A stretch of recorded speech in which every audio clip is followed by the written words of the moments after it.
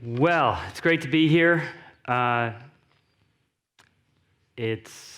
think I've sailed in Nantucket about 6 times in the IODs over the many years that it's now been quite a few years, Peter, hasn't it? That you've had a fleet here, and it's been a great reason to come back and reconnect with friends here. Tonight, I'm going to take you on a journey, how the IOD began, how it began to be sailed more internationally, the transition that it had to make to modern materials, the spectacular venues we have. We're going to show you a little bit of boat building, and give you a sense of what the class has become today. But first I want to check who's here in the audience. Who's sailed with me in a boat before? Roy, Rachel, Melissa, and Nat. Okay. And who's sailed against me in an IOD? I'm sure there's more than that. Who's been out in the local IOD fleet? Who's done some sailing? Great. Great. And who just loves pictures of sailboats? Because we've got a lot of that tonight, too. Okay. So my wife Rachel's here. She is a teacher, teaches at Brown, but on the water we call her the professor of puffology because she calls the breeze better than anybody I know. And it wasn't too hard to tell which way the wind was coming from today when we were biking back from Sconset on Pulpus Road directly into the southwest breeze. We've been recovering all afternoon since then, but it's really been fun to be out here on the island with you guys. So in the spring of 1936, a New York stockbroker saw a beautiful boat in Bermuda, and he made a decision. And 50 years later, that decision changed the course of my life, our lives. And it's something that, it's a decision that has changed the course of hundreds of sailors over the years. And this is the boat. It's a 6-meter design called Saga. Cornelius Shields spotted her racing in Bermuda. She was owned by a Bermudan and decided to create a class to sail on Long Island Sound to replace the then aging Sound Inner Club class. The boats were falling apart. This is the inside of Saga, 37 foot. It's a little bit bigger than an IOD, built with full-length planks, glued on the edges, fastened to cedar frames. And here's the designer and builder, Bjarne Os. He owned a shipyard in Fredrikstad, Norway, which is on the Oslo Fjord on the east side, about an hour and a half south. He had, about the same time that he designed Saga, designed 3 identical 6 meters. And so he'd gotten the idea of doing mass production. And he developed this plan for this slightly smaller boat that became the International OneDesign. He heard somehow that Corny Shields was interested in a new class, sent the plans, but there was no interest, no response until Shields saw Saga and saw how beautifully built it was. So this is Shields. This is not in the 30s. This is in 1953. Maybe there's some other sailors who were on Time magazine's cover after that, but Ted Turner perhaps, or Dennis Conner maybe. But it's like a 12-page story in the magazine. It's pretty cool. So he saw Saga, Shields did, formed a syndicate with 3 other men, and they put a plan together to buy 25 of these things. And I think they put on a big dinner, invited all the Sound Inner Club owners that they wanted in the fleet, and maybe some others. And they had a price that was pretty amazing. First, they put a floor on what you could sell your Sound Inner Club for $2,100. And they got a deal from Os in Norway to build, ship, equip, ship, and deliver 24 boats from Norway for $2,670 each. That's a $570 net. And I think they sold them all in about 1 or 2 evenings.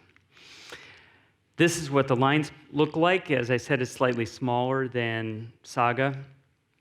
It's 33 feet, 5.5 inches long, 21 feet 6 on the waterline, 7,100 pounds, much of that lead.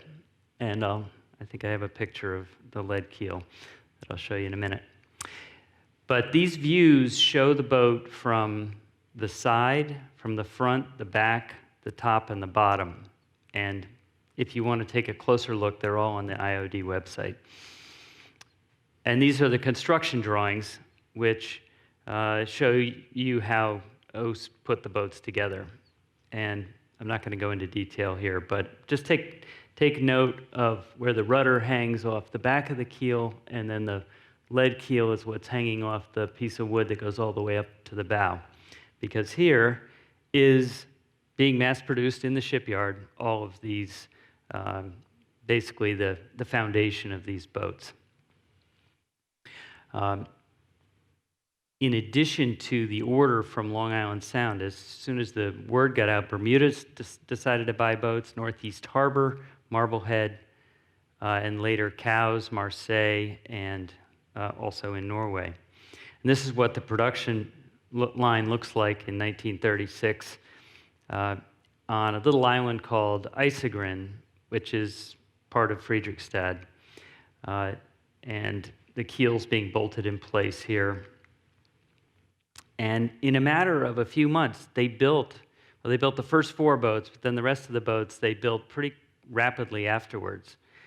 And knowing how long it takes to repair and rebuild one wooden IOD, I mean, it's kind of miraculous. And it's proof, obviously, that they knew what they were doing better back then, and also that it's easier to start from scratch than to rebuild a wooden boat sometimes. But here the boats get put onto a barge and sent down to the port. They get lifted onto a freighter, and as James said, by December of 1936, 4 were delivered, and Shields went sailing at Christmas. He ordered the boats in April. Wow. The next season, all these boats 25 of them are on the line. This photography, which some of you may recognize, is courtesy of the Mystic Seaport Museum, which owns the Rosenfeld collection. Rosenfeld was a preeminent photographer, marine photographer, from about the turn of the last century to the 60s. So here, this is this first or second season. Number 8 takes the windward position at the starting line. And this boat was called Ginch, sailed by Eddie and Cooch Maxwell. Their father, Henry, was one of the 4 who underwrote with Shields, sort of put the money up to get the fleet started before everyone bought in. His 2 sons, just out of college, are given the boat to sail, and his grandson, Wes Maxwell, was born in the 40s after they were out of the class, but he now lives in Stonington and owns a fiberglass IOD that sails at Fisher's Island, and same name, it's called Ginch. What I found the more I researched in this class, and I'm sure I've just scratched the surface, is how family traditions have carried this class as long as it has. So Eddie, who was one of the college grads who was sailing in 1937, is still supporting the local fleet at Fisher's Island. It's the race committee boat for the Mystic River Mudheads, which is right across in Connecticut, is named after him, and it was the race committee boat for the 2013 Worlds that we hosted at Fisher's Island, which is where I sail. Okay, we're going to shift gears a little bit, just talk about photographers like the Rosenfelds who've been taking photos of these boats for 80 years, and I've looked at a lot of these photos. There are a lot in this book. which I think I wrote the Fisher's Island chapter, but you get a chance to take a look at it later if you like. But there are a lot of great photos in there, and we have, well, the boat's been around for 80 years. A lot of photos are out there. And the next two photos I'm going to show you are Rosenfeld's, and I think they are about the two most spectacular IOD photos ever taken. This is 1941, and I don't know if anybody has done it better since. It's blowing 25 to 30, maybe more, and these are cotton sails. Proof that IODs can sail in pretty heavy air without reefing. You just ease the main and twist it off. The guy closest to us probably should have eased his main a little bit more. He's fallen behind the other two. This is probably the same day. And that guy on the foredeck, right there, he looks a little like he's ready to abandon ship. I think we should have a caption competition to decide what he's saying. Okay, so that was the beginning of the class. The class is another Rosenfeld. It wasn't originally an very international class, even though it was in the name. Shield's motivation was to compete against the best. And in the post-war, the class was really the hotbed for America's Cup skipper development. Bus Mossbacker, Briggs Cunningham, Shields, Bill Cox, Arthur Knapp. And up in Marblehead, where they had a fleet, a young sailmaker, Ted Hood, who became an America's Cup skipper, was cutting his teeth in the class. But the interfleet racing didn't get going for a little while, except in Bermuda. And back at the beginning when Saga was we showed you Saga, which was in Bermuda. The boats, they were shipping 6 meters back and forth from New York to Bermuda. Then they got the IODs, and that leveled the playing field. At first, they shipped them back and forth, and then they realized, oh, we'll just sail each other's boats. And that was really the beginning of what the class does now so well, which is to just invite people, loan the boats, and go sail in some spectacular places in addition to your own waters. But the Long Island Sound versus Bermuda competition went on for years. This is the Amarita Cup that the Bermudans won in the early 60s, but it went back and forth for 50 years. There's a photo from '59 taken in Bermuda out of their club archives, and it happened to be a day that the Duke of Edinburgh was on board with Bert Darrell in the back there, who is probably Bermuda's best sailor ever, and also apparently had the most colorful language of any sailor in Bermuda. They tried to get him to tone it down for the Duke, but he didn't. And the Duke loved it, of course. This is the King Edward Gold Cup, and I'm going to just talk about trophies for a few minutes. This trophy, like the Amarita Cup, was contested for a long time between Bermuda and Long Island Sound, and then became a professional match race competition in Bermuda in the mid-'80s, and it still is today.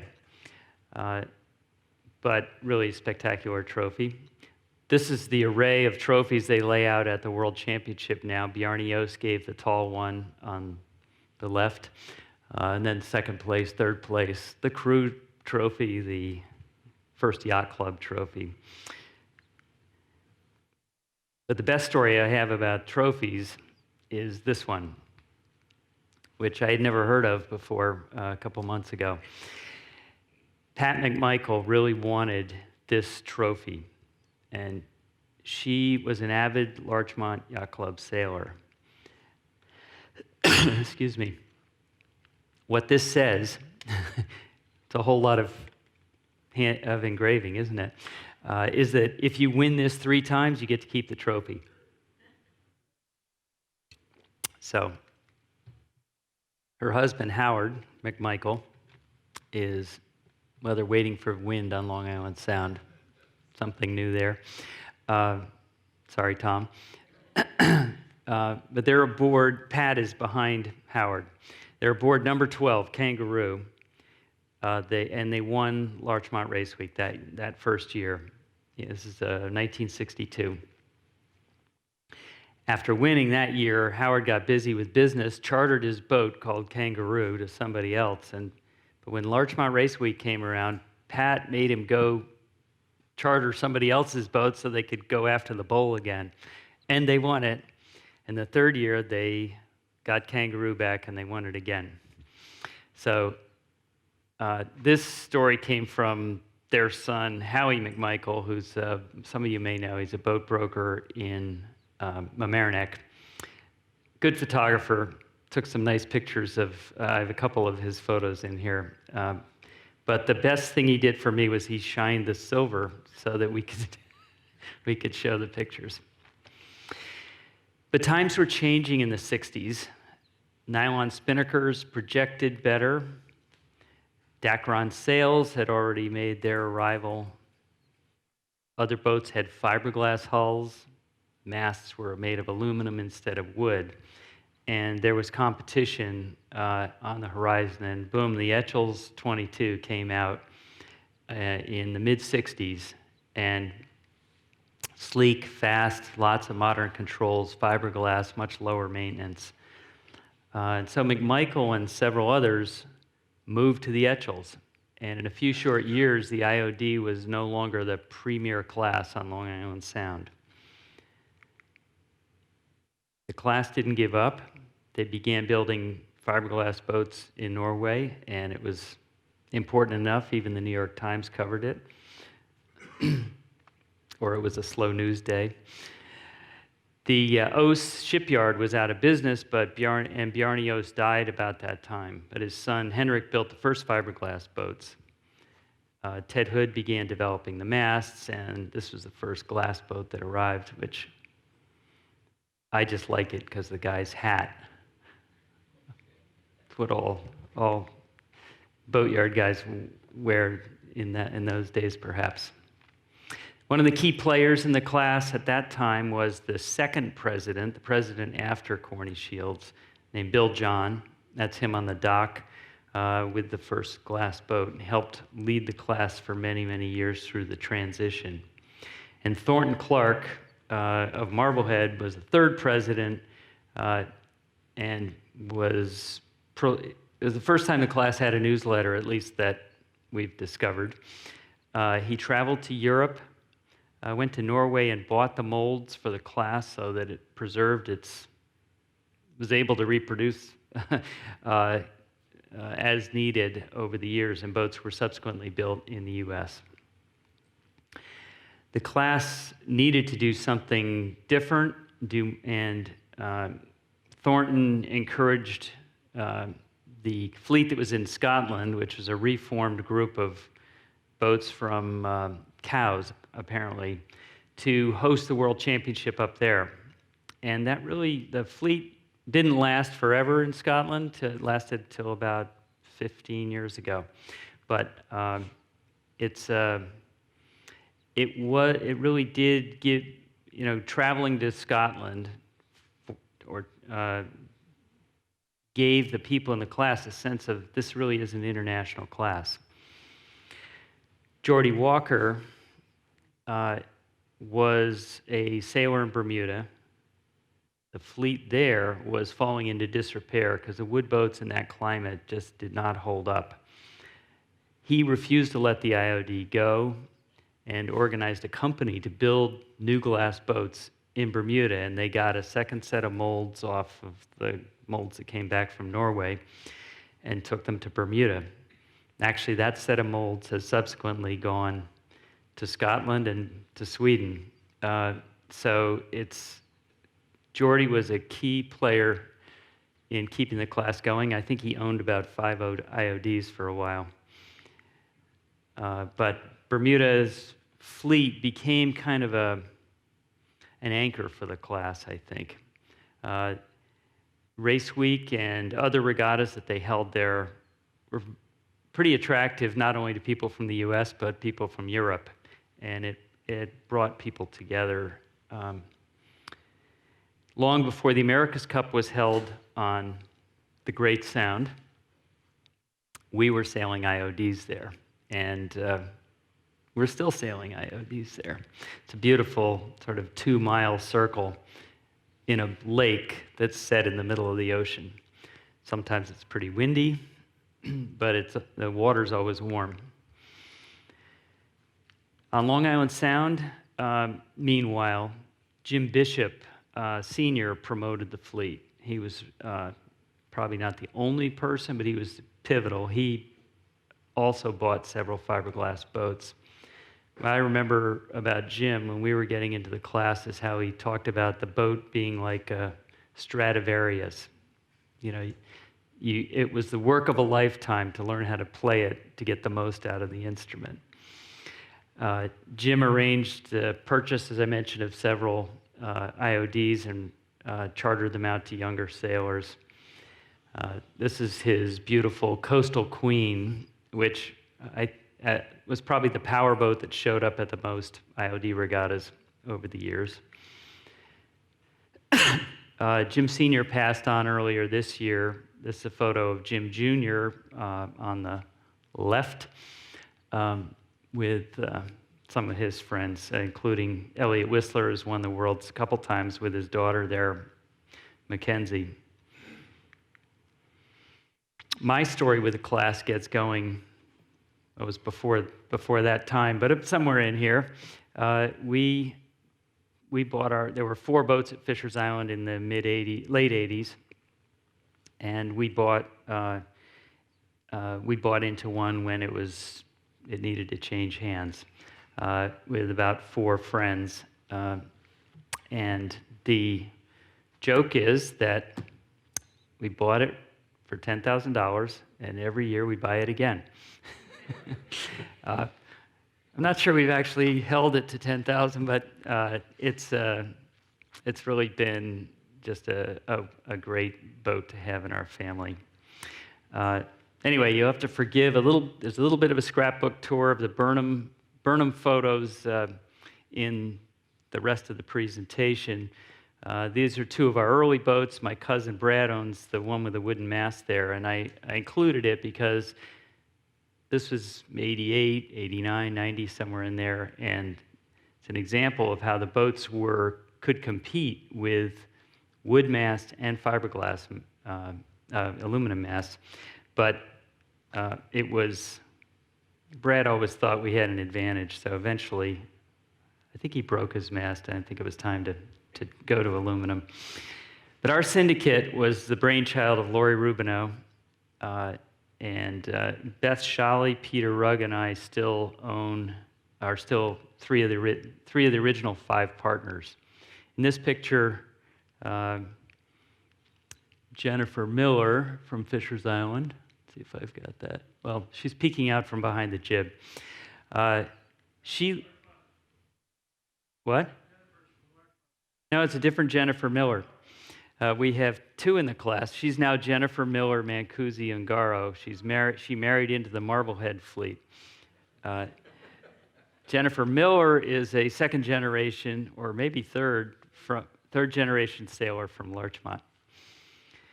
But Lori in the front here was our syndicate chair for years and years. And this is just a photo from the Round Island race, my daughter Olivia and me and Peter Rugg, our partner. Jennifer's example, Jennifer Miller Mancusi Ungaro, is a great example of part of the increasing interconnection of all the various fleets. The class has really become the sum of not only its great venues, but there's kind of a networked IOD sailing community that's reinforced by the World Championship, the North Americans, Bermuda Race Week, the Nantucket Invitational, the Celebrity Regatta that you have, and a couple of other events. And people really get to know each other. There's this broader community. So you have your own local fleet, and then you have this much broader family that you get to know over the years. And this is a photo from Marblehead where they actually sail out in the ocean, and we learn to sail in different kind of waves. But when we go to a regatta like this, we arrive with duct tape, a Leatherman or Gerber, and check for the insurance, and maybe some foul weather gear. But it's a special event. Marblehead, as a class, was dominant through the 70s and the 80s. Most prolific was Bill Widnall, who some of you may have met. He has won the class championship more than anyone else, 10 times between 1964 and 2013. And he's still showing up. He's a remarkable sailor. This is an example of the kind of venue that we get to go to. You know your own venue here, but this is the Eastern Yacht Club in Marblehead. Just spectacular. Our first World Championship was in 1988 in Northeast Harbor in Maine. This is a truly unforgettable venue. Cadillac Mountain in the background on Mount Desert is just looming overhead the whole time. And this is a print from a slide by Story Litchfield, author of A Great Sailor from up there in the 80s, Wayne Wibby. If you've who's sailed in the Mount Desert area before? A few people, yeah, several people. The wind is really crazy. It shifts all the time, and they have the biggest fleet in Northeast Harbor of more than 20 boats, and they usually put them all out on the starting line, and it's just fantastic. This is 30 years, almost 30 years later, Northeast Harbor last year. They still sail with the wooden masts up there. So in their fleet, they have wooden masts, wooden booms, and the boats are just, it's beautiful to sort of see what they were like when they were, or get a taste of what they were like when they were new. Of course, the equipment has been upgraded. There's a lot of Harken blocks and so on and so forth. Some fleets have the same color spinnakers for all the boats. Nantucket's an example. They have the most diverse spinnaker colors in Northeast Harbor, and I think it's to match the changeable winds. This is a photo of the Northeast Harbor Fleet, which is their yacht club. It's a small, sort of a two-room clubhouse on a spectacular site on the harbor there. This is a snapshot from 1994. It was the second time we went to the World's there, and I put it in just as a reminder that life happens when you're sailing. You're going to IOD regattas every year. Isabel was my oldest daughter, was born in the year just before the first year we went there. We had 3 daughters by the time we went back. And we'll always remember the thrill of winning this regatta. But even more so, we remember that was the year that 2 weeks later, Sophie went to Children's Hospital and had heart surgery that was successful, and she's doing great. But it's all interwoven, and it's one of the most fun things. In 1990, we went to Scotland. This is on the Clyde, which is west of Glasgow. And I was a magazine editor for a number of years, and I assigned myself to cover this regatta. This is a proof from the magazine that's hung on my wall ever since. A photographer named Roger Leanne-Vercoe. And this is a really memorable venue. It's very tidal. The winds are usually pretty good. And there's no hills that are greener when the sun finally comes out. It did happen a couple times, and I think Roger got the shot. So this is the story a few months later. I think my headline was partly right. The Scotland fleet failed about 10 years later, but it's the only fleet that's failed in the whole time we've been in the class. And a small subset of it is reconvened in the south of England at St. Mawes. And I'll show you some examples of new fleets that have grown. The House of Windsor showed up for this regatta too. This is 1990 in Scotland. Princess Anne arrived to christen a new boat because the molds had gotten there at that point, and she was there to congratulate us for our third place. We went to San Francisco the next year. How many people have sailed in San Francisco? It's a windy, cold venue, but every view is spectacular. And you know this even if you've just driven around the bay. But I could have had all San Francisco photos in this talk.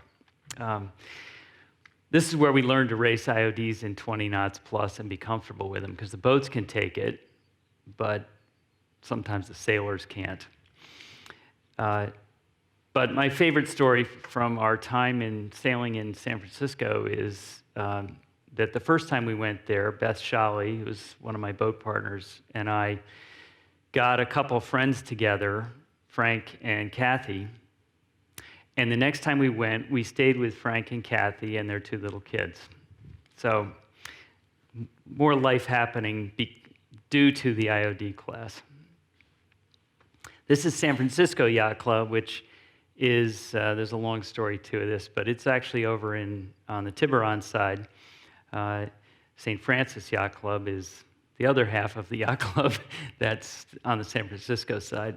But when you sail back in here at the end of the day, the temperature goes up 20 degrees, and it's like you've died and gone to heaven, I think, because it's cold out there. So no history of the IOD class would be complete without mentioning Jan Petter Rode, who, like Jim Bishop, well, so many fleets have their people, their leaders who have been so committed to them. Jan Petter is an excellent sailor, especially in heavy air, and he's known for long speeches at dinner after IOD regattas, or during IOD regattas, sometimes off color, no, always off color. But he has spent a lot of time nurturing the fleet there. They race. Well, the fleet is recently now in two places, but for the longest time they've been in Tunsberg, which is an hour south of Oslo on the western side of the Oslo fjord. And it looks a little bit like you're racing in Maine, but the water's warmer, and the winds are fairly light to moderate for the most part.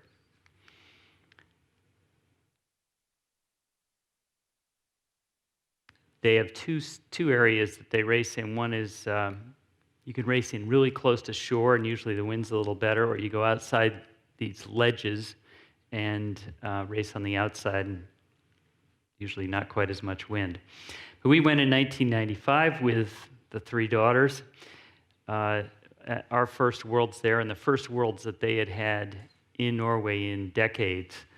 And here's three little girls and Rachel making friends with Sarah from Norway and Janice from Bermuda, and again, friends we've had ever since. So this was my second assignment, of course, in the IOD class.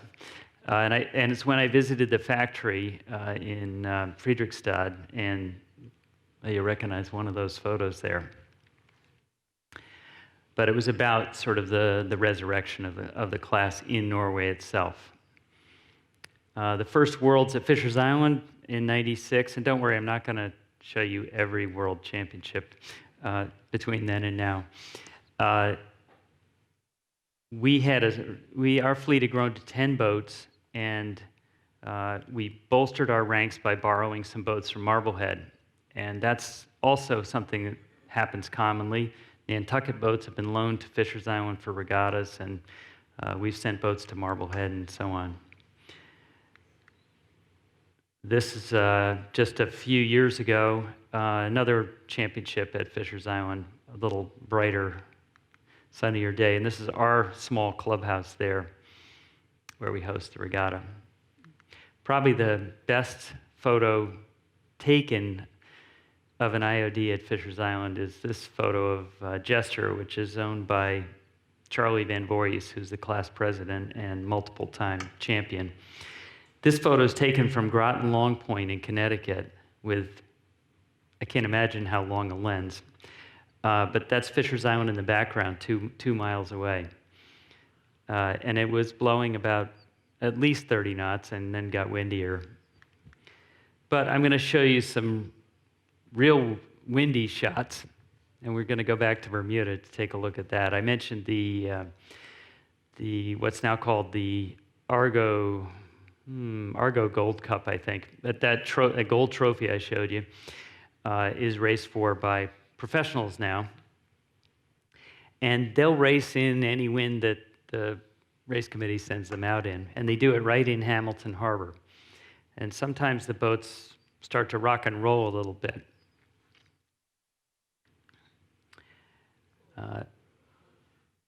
Now, I raced one time in this in the 90s and qualified to go far enough to be beaten by Russell Coots.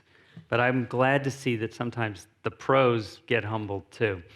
Because in this sequence, I don't know if you can tell, but the guy on the deck looks like he's dragging himself back on the boat. The top of the spinnaker doesn't look in real good shape, and here it came down on both sides of the boat. Might have gone to the sailmaker after that, or the dumpster.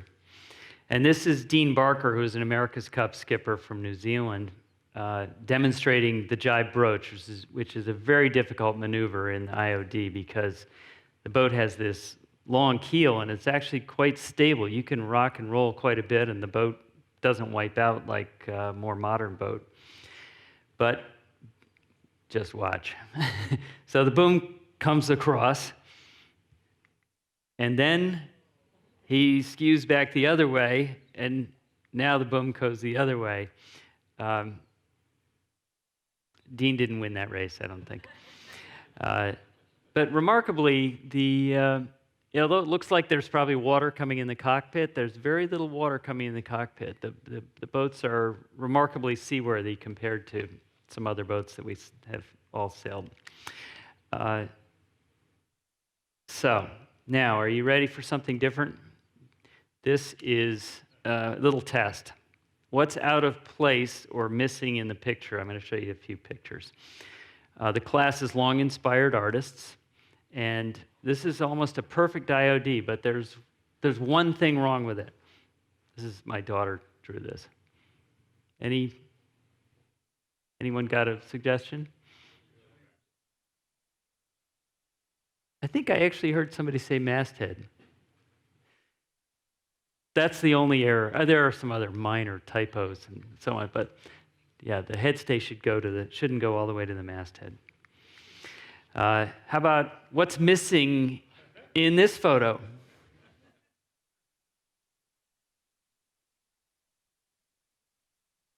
He doesn't have a cold one in the other hand. Okay, how about this?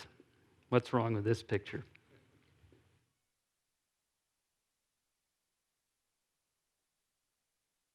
No, the whale's in the right building, don't you think? That's not an IOD, it's a Shields. Out in Monterey, we don't have an IOD fleet there, but there is a Shields fleet. Rachel and I were sailing in a Shields in that regatta. I just figured it's a whaling museum. So, a few more great venues, and we're going to show Nantucket in a few minutes. This photo's from the 2009 Worlds in Sweden. Strong breeze. Sometimes the weather can be anything in Sweden. It's probably a little too hot right now from what I've been reading.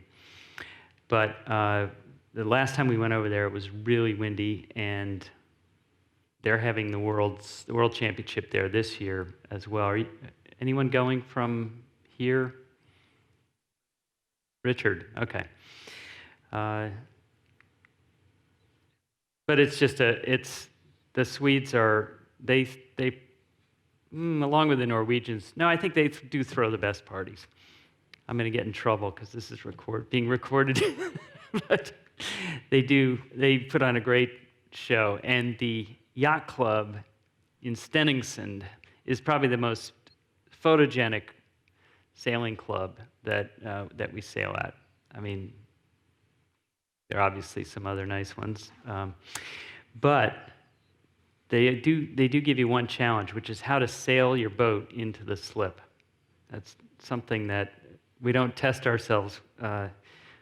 With 7,000 pounds, if you haven't sailed an IOD, you can start luffing and you'll go right through that glass case over there very easily, straight into the wind, or maybe twice as far. So you really have to figure out how to put on the brakes. Does anybody recognize this venue? I really think you all here in Nantucket have one of the best sailing venues that we have in the IOD class. The water's not warm, but it feels pretty good right about now, I'd say. But you have some of the best breezes, and you have 2 great regattas every year that you invite others to come sail in. The Celebrity Regatta, raising money for the community sailing, and the Invitational Regatta at the beginning of the year, both of which I've sailed in, and the competition's always great, and the weather conditions are, I mean, sometimes the wind doesn't blow, but usually you've got a great breeze. Your sea breeze is better than pretty much any sea breeze west of here. And the new fleet that Peter and Whitey Willauer and Bruce Failing started in the 90s is, it's not the newest fleet, but I think it's the most important new fleet for keeping the class going, because you have all fiberglass boats, and so maintenance is much less of a challenge. Now, the way that you do it is, I think you call it valet sailing. You buy a share instead of a boat. Many of you know this, and you sail a different boat every time you go out racing. And a fleet manager helps take care of the fleet, and as a result, you get more time. You spend a little more money, but you get more time sailing, less time maintaining your boat. And in a minute, I'll be showing some examples of what some other IOD sailors are spending their time on. But what I love is going out here in a Northeaster and being in a super strong boat that I know is going to hold together. These photos are by Nick Schoder, by the way, who also took the photos most of the photos from Northeast Harbor. You built the fleet up to 15 boats. You hosted the Worlds, which I believe this photo was taken at in 2015, and 2 of your home sailors, Bobby Constable and Peter, finished in the top 8. So, good job. It's really been a fantastic addition to the class to have Nantucket sailing IODs. This is a photo that Roy might have sent me from the early days. One of the first trips to San Francisco that a couple teams from here made. And you all recognize more people than I, but Whitey Willauer is the second from the left in the second row, and he was one of the original instigators with Peter, and then Colin and Roy in the front row. When was this, Roy? Oh, and there's Linda. It wasn't that long ago. Okay. So that, like I was saying before, that one of the cool things about the class is that you do get to travel, and you get to sail. Sometimes you combine with different people that you sail against during your regular racing, because somebody can't go, so you grab somebody from another boat, and you just develop stronger friendships that way. Another photo that Whitey's in, and Ian McNeice, who's a recent fleet captain as well, successful sailor. Who are the other two people in the photo? I don't have them identified. Leslie Johnson? Okay. A crew. Okay, great. And here's a photo of Peter and his crew at Fisher's Island a few years back. Probably worth saying one more time. We wouldn't be here tonight if Peter hadn't instigated this whole thing and been a steady counselor, besides being the fleet captain for the first 10 years. The fleet does have some openings, and if any of you know some young or young at heart sailors that want to get out there, well, there's about at least seven current IOD sailors in the audience, so just turn to them and have a conversation, or up on the roof afterwards. Now, this is what you don't do at Nantucket. This is an example of a boat built in the 30s or the 40s or the 50s that just needed to be taken apart and put back together again. This is Rick Thompson's boat.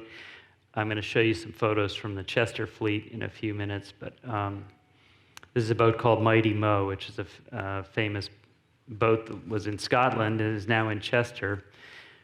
This is Greg Mancusi-Ungaro's boat up in Marblehead, being put back together. Sometimes it's just easier to take the whole deck off, and you certainly need to invest in wood clamps. This is the inside of Norwegian Wood in 2011. I'm just going to give you a fast forward through dealing with a lot of delaminated or detaching frames. And this is what it looks like on the outside of the boat at the end of the season, when you just don't have the structure to hold the planks together, and the glue that Bjarne Os, in our case, put in between the planks in the 50s is long gone. So the way the boat sails is it swells up when you put it in the water in the spring, and if everything matches up, it stops leaking after a day or two. But then you go out, you crank on the backstay, you crank on the main sheet and all the other sails, and you go out on a day that's too windy, and little by little, the boat just can't take it. So we, Charlie Van Voorhis and Jester and us in Norwegian Wood, sailed to Newport on a day in October we probably shouldn't have. It was blowing about 35, but it was straight downwind. It'll be no problem, right? We just had to jibe once at Point Judith, and we did make it. But here's what the inside of the boat, our boat, looked like about 4 months later. Jim Thompson, who's a sailor in our fleet and also a shipwright in Newport, steam bent all these frames, and it looks like they lay in there really easily, right? Well, here he is pounding with a mallet to get them to bend down, to go down into the bilge so he can get them attached there. And then this is high-tech boat building, right? You just put in a lot of wedges and let it cool down there. Then you put fasteners through the hull, insetting the fasteners, and then you put wooden bungs over them, and you glue the bungs in. Here's our friend Greg, who's knocking off the tops of the bungs. And then we splined every seam, which is like Jim Thompson took a circular saw with 2 blades in it and ran down every seam, half the depth of the plank. And then dry fit these cedar battens, and then epoxied them in and shaved them down, and so that it looked like that. And the boat went back in the water, and it doesn't leak much. here it is in West Harbor on Fisher's Island. Not every rehab project makes it back into the water, though. This is the Boothbay Boat Bar. So if you're in Boothbay, stop in and see it. So many of our wood boats have found new homes. I mean, we have, I think where it's windy, Bermuda, well, there's still some wood boats in San Francisco, but many of the windier venues have mostly fiberglass boats, and Nantucket's a good example. But in some places like Northeast Harbor, there's a affinity for wood. And Chester, Nova Scotia is another example. And Rick Thompson, who's a Bermudan sailor, who had the summer home in Chester, decided to take one boat up there and start a fleet there. And they've dragged a whole bunch of boats up there, and they have more than 10 boats now, including, this is Mighty Mo, that first some assembly required photo that I showed you, sailing up there. And my only complaint with Rick is that he didn't put it, well, I'm not the only one, didn't put enough non-skid on the foredeck. And when we sailed his boat in the North Americans, which was this regatta here in about 5 years ago, our bowman parted company with the boat. And fortunately, we got him back pretty quickly, and we had to sail off to one side of the course that we were competing against Bobby Constable from Nantucket for that championship, and we went what we thought was the wrong way to pick up our bowman, jibed back and gained on everybody.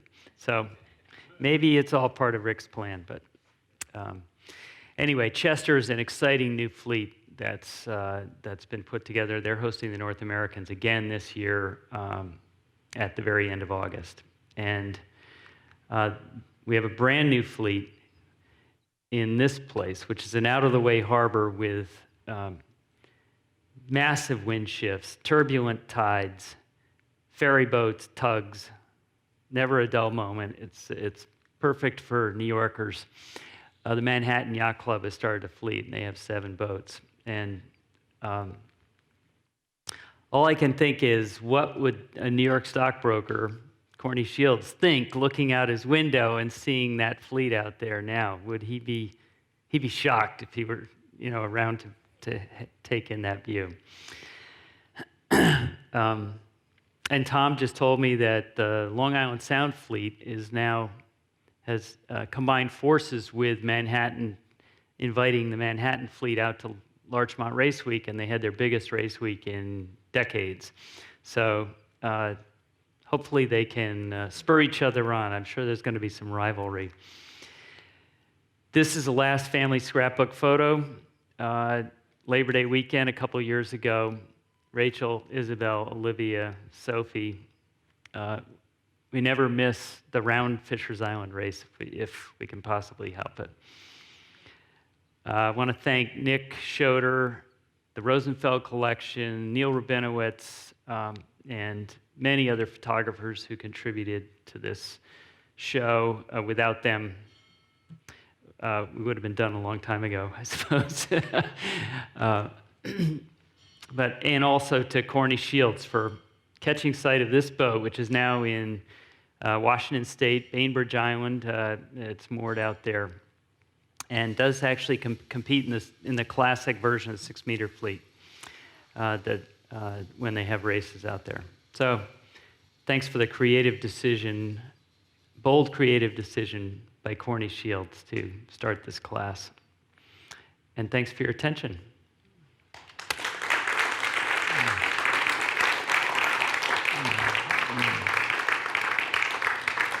Did anyone have any questions or want to correct me on anything? We've got a microphone. We can also just go to the rooftop. John. When all is said and done, can the well-restored wooden boat be added? Yeah, Jonathan Farrar has won 2 of the last 3 world championships, has a fiberglass boat in our fleet, and he is quite sure that there are at least 2 or 3 wooden boats that are faster than him, including ours. It appears in lighter airs, the wood boats can be faster if they're really well maintained and they're, the keel and the rudder are in good shape. In a breeze, I think the glass boats have a little advantage because they're stiffer. But when they built the glass boats, they intentionally kept the weights heavier than you needed to for a fiberglass boat, so that they could compete during that, what they thought was probably a transition time. The transition's still going on. Other questions? Okay. Okay.